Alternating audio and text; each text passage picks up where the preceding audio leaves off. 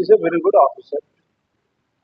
నేనైతే అతను మంచి ఆఫీసర్ అని చెప్పి నాకున్న నాలెడ్జ్ దృష్ట్యా, ఎందుకంటే అబ్జర్వ్ చేస్తాను కాబట్టి నాకున్న ఇన్ఫర్మేషన్ ప్రకారం అతను మంచి ఆఫీసర్ అనే నాకున్న రిపోర్టు. వెస్ట్ గోదావరి భీమవరంలో ప్యాక్ ఆడుతున్నారు అంటే ఇప్పుడు ఎలా ఉంటుందంటే ఊపిరి తీసుకుంటున్నట్టే ఉంటుంది అక్కడ. మా జిల్లాల్లో, గోదావరి జిల్లాల్లో ఎవరు పడితే ఇంట్లోనే ఎక్కడో ఆడేస్తూ ఉంటారు.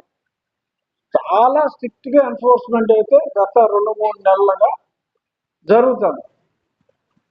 అందుకనే ఏదో తుఫాన్ వస్తే తుఫాన్ షెల్టర్కి వెళ్ళినట్టు చాలా మంది గోవాకి, శ్రీలంకకి వెళ్ళిపోతున్నారు వీకెండ్. ఈ నిజాలు.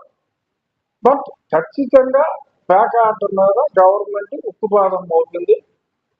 సో జోదం అనేది గత కొద్ది మాసాలుగా గవర్నమెంట్ ఉక్కుపాదం, పోలీస్ డిపార్ట్మెంట్, ఎస్పీ గారు ఉక్కుపాదం పెట్టిన తర్వాత